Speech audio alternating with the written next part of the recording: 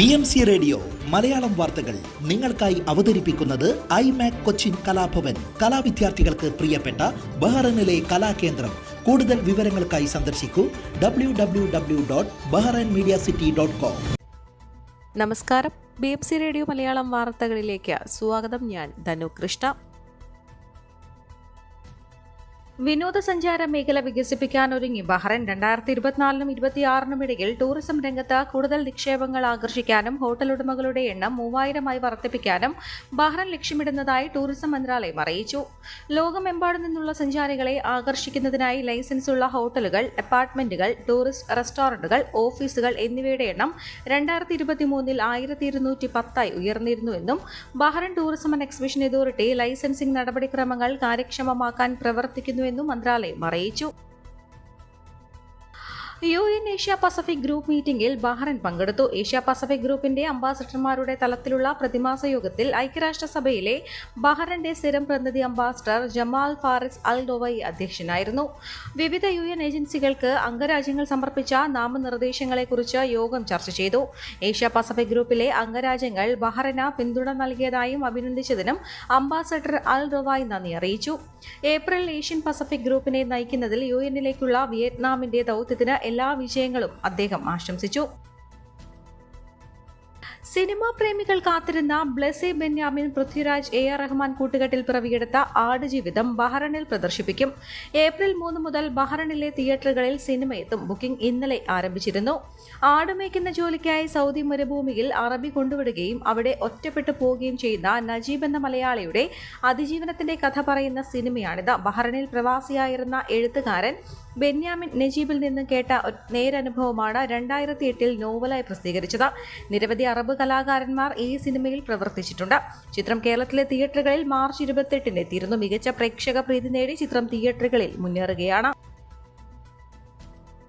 Bahrain Manama തിരുഹൃദയ ദേവാലയത്തിന്റെ പെസഹ തിരുകർമ്മങ്ങൾ Isa ടൗണിലുള്ള Sacred heart school ഗ്രൗണ്ടിൽ വെച്ച് നടന്നു. തിരുകർമ്മങ്ങൾക്ക് സേക്രഡ് ഹാർട്ട് ചർച്ച് ഇടവക വികാരി ഫാദർ ഫ്രാൻസിസ് ജോസഫ് മുഖ്യ കാർമ്മികത്വം വഹിക്കുകയും father Antony, father Nicholson, father Victor, father Sharbel, father Pradeep, father Aarush, father Babar, father Carlo എന്നിവർ സഹകാർമ്മികത്വം വഹിക്കുകയും ചെയ്തു. പെസഹ ശുശ്രൂഷകളുടെ ഭാഗമായി കാലുകഴുകൽ ശുശ്രൂഷ, അപ്പം മുറിക്കൽ, ദിവ്യകാരുണ്യ ആരാധന എന്നിവയും നടന്നു. ലോക്സഭാ തെരഞ്ഞെടുപ്പിൽ കേരളത്തിൽ ഇത്തവണ മത്സരിക്കേണ്ടെന്ന് SDPI തീരുമാനിച്ചു. UDFന് പിന്തുണ നൽകാനാണ് ധാരണ. തിങ്കളാഴ്ച ഇത് സംബന്ധിച്ച പ്രഖ്യാപനമുണ്ടാകും. മലബാറിൽ SPDI വോട്ടുകൾ നിർണായകമാണ്. SDPI വോട്ടുകൾ വേണ്ടെന്ന് ഇരുമുന്നണികളും പരസ്യമായി നിലപാട് പറയുന്ന സാഹചര്യത്തിലാണ് പുതിയ തീരുമാനം. SDPIയുമായി ഇരുമുന്നണികളും രഹസ്യ ചർച്ചകൾ നടത്തുന്നതായി അഭ്യൂഹങ്ങൾ ഉണ്ടായിരുന്നു. കടുത്ത സാമ്പത്തിക പ്രതിസന്ധിയാണ് തീരുമാനത്തിന് പിന്നിലെന്നാണ് റിപ്പോർട്ട്. തെരഞ്ഞെടുപ്പ് പ്രചാരണത്തിന് ആവശ്യമായി വരുന്ന ഭാരിച്ച തുക കണ്ടെത്താൻ സംഘടനയ്ക്ക് ശേഷിയില്ലാത്ത സാഹചര്യത്തിലാണ് കേരളത്തിൽ മത്സരിക്കേണ്ടെന്ന തീരുമാനത്തിലേക്ക് ദേശീയ നേതൃത്വത്തെ എത്തിച്ചത്. കഴിഞ്ഞ ദിവസം കേന്ദ്ര നേതൃത്വമാണ് ഇത് സംബന്ധിച്ച നിർദ്ദേശം സംസ്ഥാന നേതൃത്വത്തിന് നൽകിയത്. നേരത്തെ ജില്ലാ കമ്മിറ്റികൾ തയ്യാറാക്കിയ സ്ഥാനാർത്ഥി പട്ടിക സംസ്ഥാന സെക്രട്ടേറിയറ്റിന് അയച്ചിരുന്നു. നിലവിൽ 60 സീറ്റുകളിലാണ് SDPI മത്സരിക്കാൻ തീരുമാനിച്ചിരിക്കുന്നത്. തമിഴ്നാട്ടിൽ AIDMKയുടെ പിന്തുണയോടെ ദിണ്ടിഗൽ സീറ്റിൽ മത്സരിക്കുന്നുണ്ട്. CPM ആണ് ഇവിടെ SDPIയുടെ എതിരാളികൾ. ലോക്സഭാ തെരഞ്ഞെടുപ്പ് പ്രചാരണത്തിന്റെ ഭാഗമായി മുഖ്യമന്ത്രി പിണറായി വിജയൻ പങ്കെടുക്കുന്ന മണ്ഡല പര്യടനത്തിന് തുടക്കമായി. തിരുവനന്തപുരം മണ്ഡലത്തിലാണ് പര്യടനം തുടങ്ങിയത്. ഏപ്രിൽ 22-ന് പര്യടനം അവസാനിക്കും. രാജ്യത്തിന്റെ ഭരണഘടനാ മൂല്യങ്ങളെയും മതനിരപേക്ഷ പാരമ്പര്യത്തെയും സംരക്ഷിക്കാൻ ഈ ലോക്സഭാ തെരഞ്ഞെടുപ്പിൽ ഇടതുപക്ഷ ജനാധിപത്യ മുന്നണിയുടെ സ്ഥാനാർത്ഥികൾ വിജയിക്കേണ്ടതുണ്ടെന്നും അദ്ദേഹം കഴിഞ്ഞ ദിവസം ഫേസ്ബുക്കിൽ കുറിച്ചിരുന്നു. കേരളം വലിയ പ്രതിസന്ധികൾ നേരിട്ടപ്പോൾ പാർലമെന്റിന്റെ നിശബ്ദരായ UDF MPമാരെ വിലയിരുത്താനുള്ള വേളയാണിതെന്നും ഇടതുപക്ഷ ജനാധിപത്യ മുന്നണിയുടെ വിജയത്തിനായി കൈകോർത്ത് രംഗത്തിറങ്ങുമെന്നും മുഖ്യമന്ത്രി ഫേസ്ബുക്കിൽ കുറിച്ചു. കാസർകോട്ടെ പ്രമാദമായ റിയാസ് മൗലവി വധക്കേസിൽ 3 പ്രതികളെയും കോടതി വെറുതെ വിട്ടു. കാസർകോട് ജില്ലാ പ്രിൻസിപ്പൽ സെഷൻസ് കോടതിയുടേതാണ് വിധി. കോളകുടി സ്വദേശികളായ അജേഷ്, നിതിൻ കുമാർ, അഖിലേഷ് എന്നീ RSS പ്രവർത്തകരാണ് പ്രതികൾ. 3 പേരും RSS പ്രവർത്തകരാണ്. 2017 മാർച്ച് 20-നാണ് കാസർകോട് ചൂരി മദ്രസയിൽ അധ്യാപകനായ റിയാസ് മൗലവി കൊല്ലപ്പെടുന്നത്. ചൂരി പള്ളിയിൽ അതിക്രമിച്ചു കയറിയ പ്രതികൾ 27 വയസ്സുള്ള റിയാസ് മൗലവി വെട്ടിക്കൊല്ലുകയായിരുന്നു. കുടക് സ്വദേശിയാണ് റിയാസ് മൗലവി. കൊല നടന്ന 3 ദിവസത്തിനകം കുറ്റവാളികൾ പിടിക്കപ്പെട്ടിരുന്നു. 90 ദിവസത്തെ ദിവസത്തിനകം കുറ്റപത്രവും സമർപ്പിച്ചു. ഇതോടെയാണ് പ്രതികൾക്ക് ജാമ്യം കിട്ടാതിരുന്ന സാഹചര്യമുണ്ടായത്. 7 വർഷങ്ങൾക്കിപ്പുറമാണ് ഇപ്പോൾ വിധി വന്നിരിക്കുന്നത്. റിയാസ് മൗലവി വധക്കേസ് വിധി വരുന്നതിന്റെ പശ്ചാത്തലത്തിൽ കനത്ത തിരക്കാണ് കോടതി പരിസരത്ത് അനുഭവപ്പെട്ടത്. എല്ലാവരെയും വെറുതെ വിട്ടു എന്നൊരു വരി പ്രസ്താവനയാണ് കോടതി ഉത്തരവിട്ടത്. ഇടിവിട്ടുള്ള മഴ കാരണം ഡെങ്കിപ്പനി വ്യാപിക്കാൻ സാധ്യതയുള്ളതിനാൽ ജാഗ്രത പാലിക്കണമെന്ന് മന്ത്രി വീണ ജോർജ്. പൊതുജനങ്ങൾക്കും സ്ഥാപനങ്ങളും ശ്രദ്ധിക്കണം. ഹോട്ട്സ്പോട്ടുകൾ കണ്ടെത്തി പ്രതിരോധ പ്രവർത്തനങ്ങൾ ഊർജിതമാക്കണം. കൊതുകിന്റെ ഉറവിട നശീകരണത്തിന് പ്രാധാന്യം നൽകണം. വീടിനകത്തും പുറത്തും വെള്ളം കെട്ടിനിൽക്കാൻ അനുവദിക്കരുത്. കൊതുകുകടി ഏൽക്കാതിരിക്കാൻ മുൻകരുതലുകൾ സ്വീകരിക്കണം. പരിസരം വൃത്തിയായി സൂക്ഷിക്കണം. എലിപ്പനി പ്രതിരോധത്തിനായി മണ്ണുമായും മലിനജലവുമായും ഇടപെടുന്നവർ നിർബന്ധമായും ആരോഗ്യ പ്രവർത്തകരുടെ നിർദ്ദേശാനുസരണം എലിപ്പനി പ്രതിരോധ ഗുളികയായ ഡോക്സിസൈക്ലിൻ കഴിക്കേണ്ടതാണ്. മഴക്കാലപൂർവ്വ ശുചീകരണ പ്രവർത്തനങ്ങൾക്ക് പ്രാധാന്യം നൽകണമെന്നും മന്ത്രി നിർദ്ദേശം നൽകി. യേശുവിന്റെ ഉയർത്തെഴുന്നേൽപ്പിന്റെ ഓർമ്മ പുതുക്കി ഇന്ന് ഈസ്റ്റർ. ഈസ്റ്ററിനോടനുബന്ധിച്ച് വിവിധ പള്ളികളിൽ പ്രത്യേക പ്രാർത്ഥനകൾ നടന്നു. സഭാ നേതാക്കൾ ശുശ്രൂഷകൾക്ക് നേതൃത്വം നൽകി. കുരിശിലേറ്റിയ യേശു 3-ാം നാൾ ഉയർത്തെഴുന്നേറ്റതിന്റെ ഓർമ്മ പുതുക്കിയാണ് ക്രൈസ്തവർ ഈസ്റ്റർ ആഘോഷിക്കുന്നത്. തിരുവനന്തപുരം പട്ടം സെന്റ് മേരീസ് കത്തീഡ്രലിൽ കുർബാന ബസേലിയോസ് ക്ലിമിസ് കത്തോലിക്ക ബാവ കാർമ്മികത്വം വഹിച്ചു. രാജ്യത്ത് തുടർന്നുവരുന്ന സന്തോഷവും സമാധാനവും ഇനിയും തുടരണമെന്ന ഈസ്റ്റർ ദിന സന്ദേശത്തിൽ ബസേലിയോസ് ക്ലിമിസ് ബാവ പറഞ്ഞു. പാളയം സെന്റ് ജോസഫ് കത്തീഡ്രലിൽ ലത്തീൻ അതിരൂപത ആർച്ച് ബിഷപ്പ് തോമസ് ജെനറ്റോ നേതൃത്വം നൽകി. നൂറുകണക്കിന് വിശ്വാസികൾ പാതിര കുർബാനയുടെ ഭാഗമായി. കോഴിക്കോട് മദർ ഓഫ് ഗോഡ് കത്തീഡ്രലിൽ ദിവ്യബലിക്ക് കോഴിക്കോട് രൂപത അധ്യക്ഷൻ ബിഷപ്പ് വോഗേസ് ചക്കാലക്കൽ നേതൃത്വം നൽകി. പെസഹാത്തിരി കത്തിച്ചുകൊണ്ടാണ് ചടങ്ങുകൾക്ക് തുടക്കമായത്. താമരശ്ശേരി മേരിമാത കത്തീഡ്രൽ പള്ളിയിലെ താമരശ്ശേരി ബിഷപ്പ് മാർ റെമിജിയോസ് ഇഞ്ചനാനിയിൽ നേതൃത്വം നൽകി. ഗുജറാത്തിലെ ബറോഡ മാർ ഗ്രിഗോറിയോസ് ഓർത്തഡോക്സ് വലിയ പള്ളിയിൽ ഈസ്റ്റർ ശുശ്രൂഷകൾക്ക് ബസേലിയോസ് മാർത്തോമ മാത്യൂസ് തൃതീയൻ കത്തോലിക്ക ബാവ മുഖ്യ കാർമ്മികത്വം വഹിച്ചു.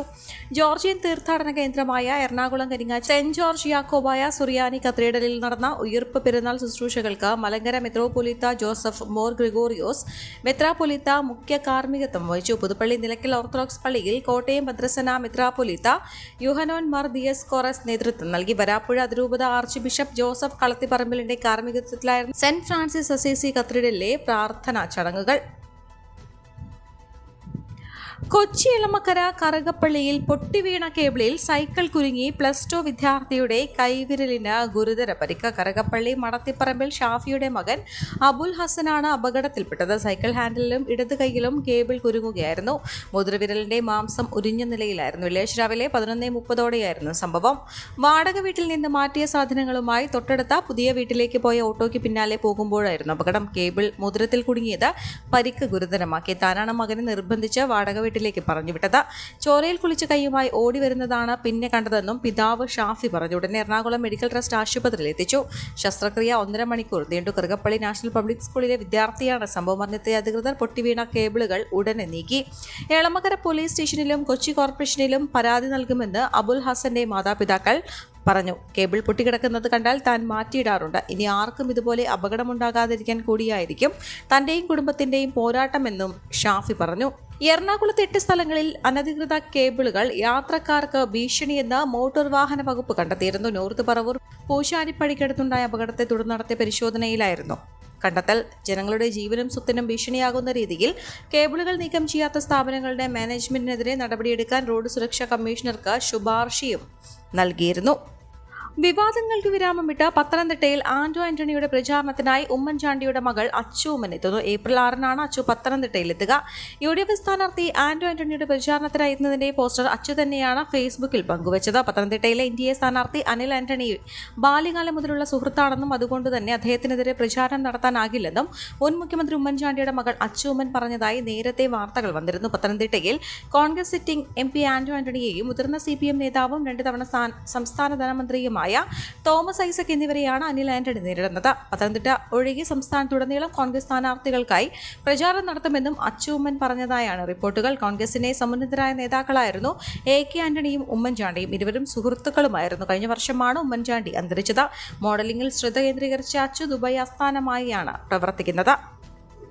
സംസ്ഥാനത്ത് ഉയർന്ന താപനില മാറ്റമില്ലാതെ തുടർന്നു. 9 ജില്ലകളിൽ ഇന്ന് യെല്ലോ മുന്നറിയിപ്പ്. കൊല്ലം, തൃശൂർ, പാലക്കാട്, പത്തനംതിട്ട, കോട്ടയം, മലപ്പുറം, കോഴിക്കോട്, കണ്ണൂർ, തിരുവനന്തപുരം ജില്ലകളിലാണ് മുന്നറിയിപ്പ്. ഉയർന്ന താപനിലയും ഈർപ്പമുള്ള വായുവും കാരണം ഈ ജില്ലകളിൽ മലയോര മേഖലകളിലൊഴികെ ചൂടും അസ്വസ്ഥതയുമുള്ള കാലാവസ്ഥയ്ക്ക് സാധ്യതയുണ്ടെന്നും മുന്നറിയിപ്പിൽ പറയുന്നു. പൊള്ളുന്ന ചൂടിൽ വലയുന്ന കേരളത്തിന് ആശ്വാസമായി വേനൽ മഴയുണ്ടാകുമെന്നും കേന്ദ്ര കാലാവസ്ഥാ വകുപ്പ് അറിയിച്ചു. ഈ വാർത്തയോടുകൂടെ BMC റേഡിയോ മലയാളം വാർത്തകൾ